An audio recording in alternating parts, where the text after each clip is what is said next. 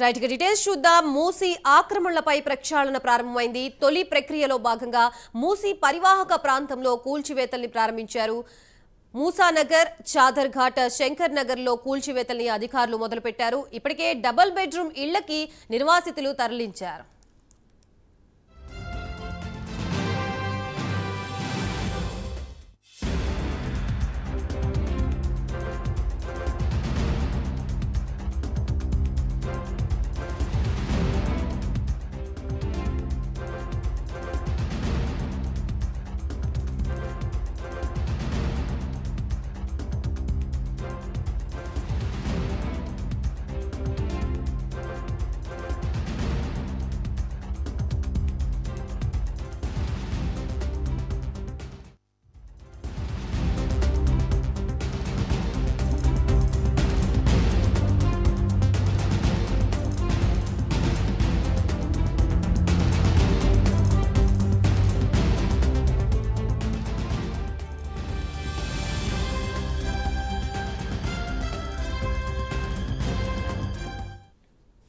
మూసీ ఆక్రమణలపై ప్రక్షాళన ప్రారంభమైంది. తొలి ప్రక్రియలో భాగంగా మూసీ పరివాహక ప్రాంతంలో కూల్చివేతల్ని ప్రారంభించారు.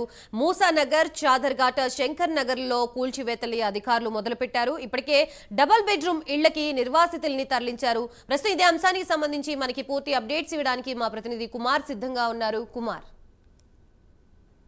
మూసీ ప్రక్షాళన కోసం ఏదైతే ఈ కూల్చివేతలు కొద్దిసేపటి క్రితమే రెవెన్యూ అధికారులు అయితే ప్రారంభించారు. ముఖ్యంగా చాదర్ఘాట్, మూసానగర్, అలాగే రసూల్పుర వంటి ఏరియాల్లోని ఏదైతే ఇప్పటికీ ఖాళీ చేయించిన ఇల్లులు ఏవైతే ఉన్నాయో వీటన్నిటిని కూడా అధికారులు కూల్చివేయడానికి కూడా కొద్దిసేపటి క్రితమే ప్రారంభించారు.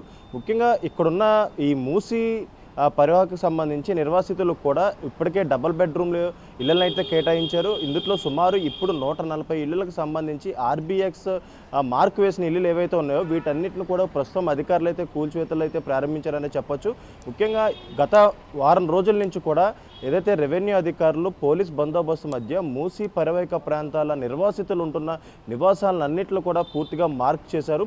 అలాగే కొన్ని చోట్ల ఏదైతే కొన్ని అవాంఛనీయ సంఘటనలు అయితే చోటు చేసుకునే ముఖ్యంగా వాళ్ళు ఖాళీ చేయరంటూ కూడా ఏదైతే పోలీసులతోని అలాగే అధికారులతో వాగ్వాదానికి దిగిన నేపథ్యంలోని వాళ్ళందరినీ కూడా సంజాయించి అక్కడి నుంచి ఖాళీ చేసే ప్రయత్నాలు అయితే ప్రభుత్వం అయితే చేస్తుంది. వీళ్ళందరికీ ముందుగానే అంటే ఈ మూసీ పరివాహక ప్రాంతాలను మార్క్ చేయక ముందుగానే వీళ్ళందరికీ డబుల్ బెడ్రూమ్లు ఇస్తామంటూ కూడా ఏదైతే ప్రభుత్వం ప్రకటించింది. ఆ తర్వాత అధికారులు అంటే రంగారెడ్డి అలాగే హైదరాబాద్, మేడ్చల్కి సంబంధించి పూర్తిగా అధికారులు కూడా ఈ మూసీ పరివాహక ప్రాంతాలు అంటే సుమారు 55 కిలోమీటర్ల మేర ఉన్న ఈ మూసీ పరివాహక ప్రాంతాన్ని పూర్తిగా సందర్శించి అక్కడ ఏదైతే ఈ ఎఫ్టీఎల్ బఫర్ జోన్ల ఇళ్లను కూడా ఆర్బీఎక్స్ పేరిట మార్క్ చేశారు. మార్క్ చేసిన తర్వాత అక్కడున్న ప్రజల్ని ఒప్పించి అక్కడి నుంచి ఆ డబుల్ బెడ్రూమ్కి ఇళ్లకైతే తరలించడం జరిగింది. ఇప్పుడు మొదటి భాగంలో చూసినట్టయితే రివర్ బెడ్లో ఉన్న కొన్ని ఏదైతే ఇళ్లను అయితే కూల్చివేస్తున్నారు.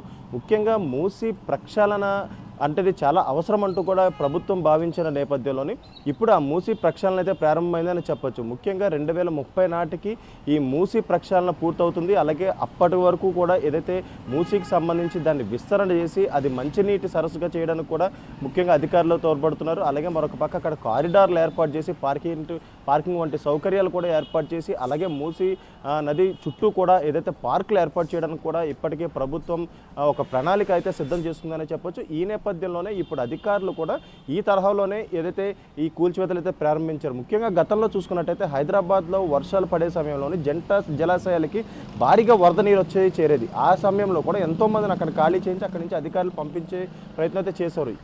ఆ తరహాలోనే ఇప్పుడు ఏదైతే ఈ మూసీ పరివాహక ప్రాంతాల్లోని వర్షపు నీరు ఏదైతే వర్షాలు పడితే హైదరాబాద్ నగరంలో సుమారు 1 కోటి మంది జనాభా అయితే ఉంటారు.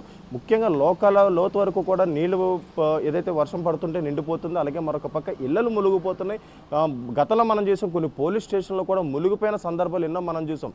ఇప్పుడు ఏదైతే ఈ మూసీ నది ప్రక్షాళన చేసిన తర్వాత ఖచ్చితంగా వర్షాలు పడిన తర్వాత ప్రజలకు ఎటువంటి ఇబ్బందులు కలగకుండా ఈ వర్షపు నీరని మూసీ నదిలోకి వెళ్ళే తరహాలు అయితే ఉంటుంది. ఈ నేపథ్యంలోనే ఇప్పుడు అధికారులు దీన్ని ముందుగానే భావించిన తర్వాత ఈ మూసీ ప్రక్షాళన అనేది ప్రారంభించడం జరిగింది. ఇప్పుడు ప్రస్తుతం మొదటి విడతగా అయితే 140 ఇళ్లను అయితే కూల్చివేస్తున్నారు. కొద్దిసేపటి క్రితం ఇది ప్రారంభమైంది. చాదర్ఘాట్, రసూల్పుర, సాగర్లో కలిపి ఈ కూల్చివేతలు ప్రారంభమైనా చెప్పొచ్చు Gayatri. Right, thank you Kumar.